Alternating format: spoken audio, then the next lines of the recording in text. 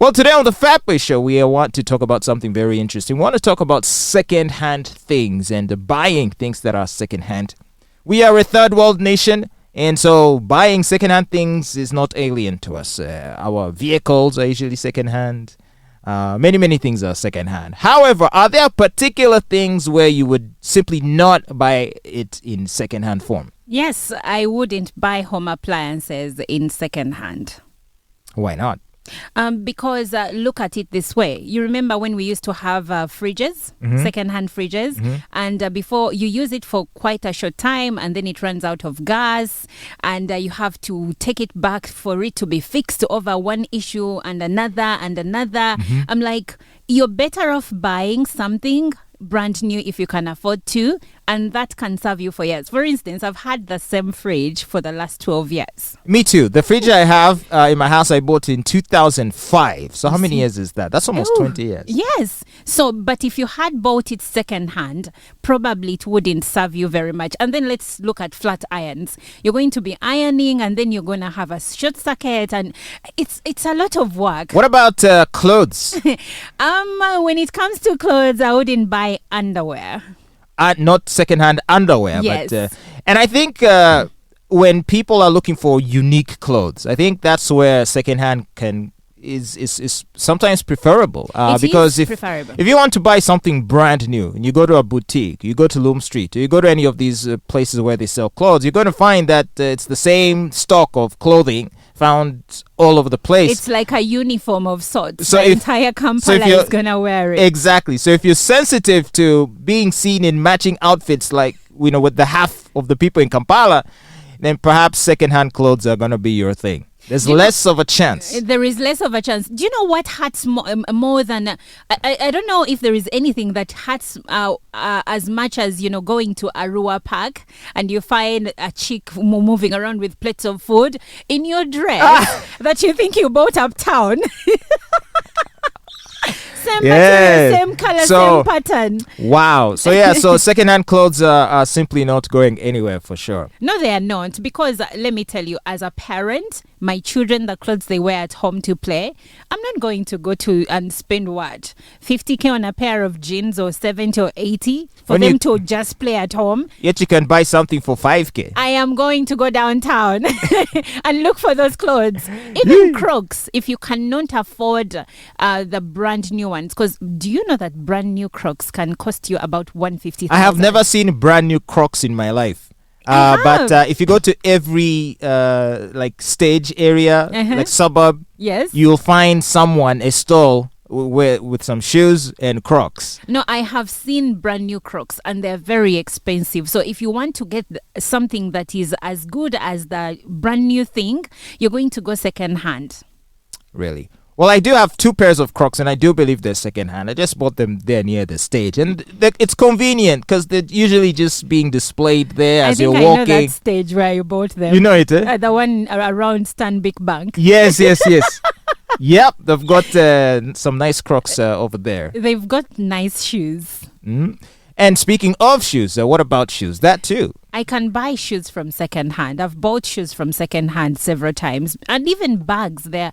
I know a guy in Ntinda who sells designer bags that are second hand. You're going to find their LVs, Celine's. You're going to find their Michael Kors. Like he has... Michael Kors? Yes. Wow. And they're affordable. And he sells a bag at about 200,000, 250, and sometimes he goes higher depending on how new the bag looks. Okay.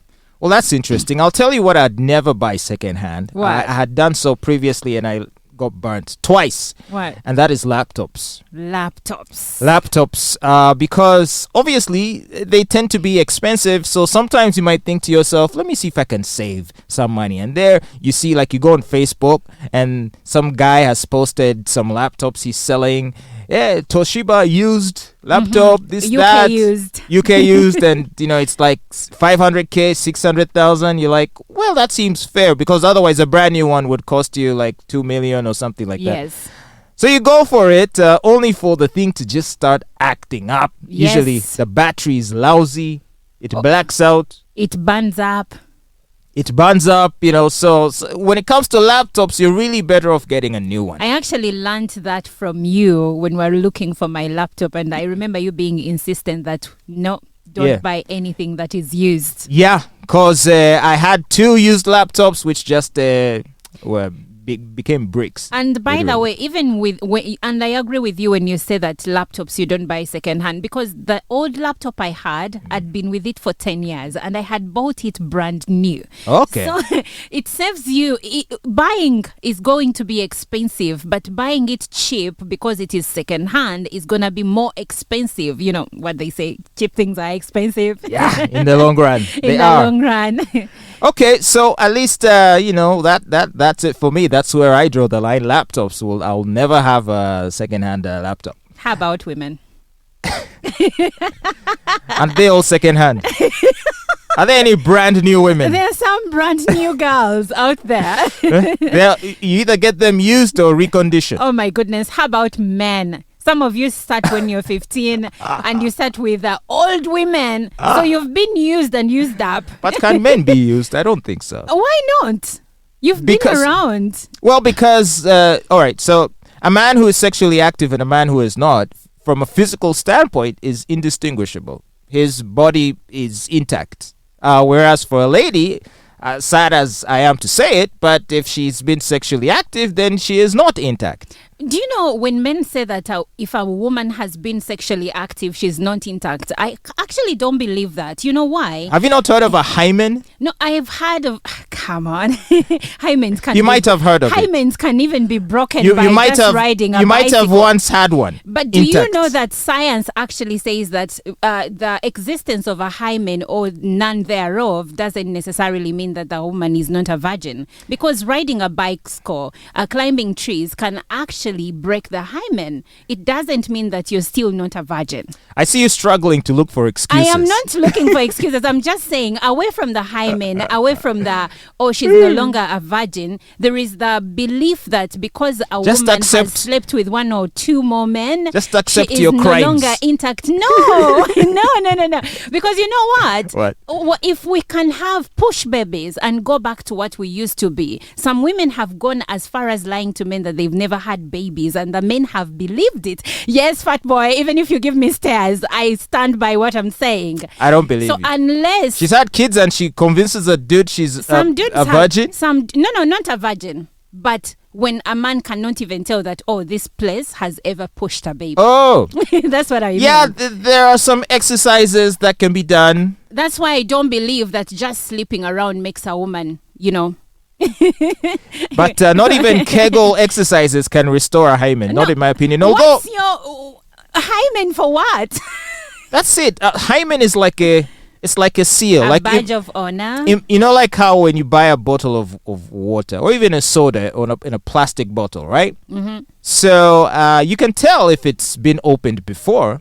And when it's not been opened before, the cap is sort of sealed to the bottle, right? Mm-hmm. And then when you unscrew the cap, and then it breaks the seal, so that even when you take several sips and you close it, yes, the bottle is closed, but the seal is broken. As long as it is closed, isn't that what matters? No germs are going inside.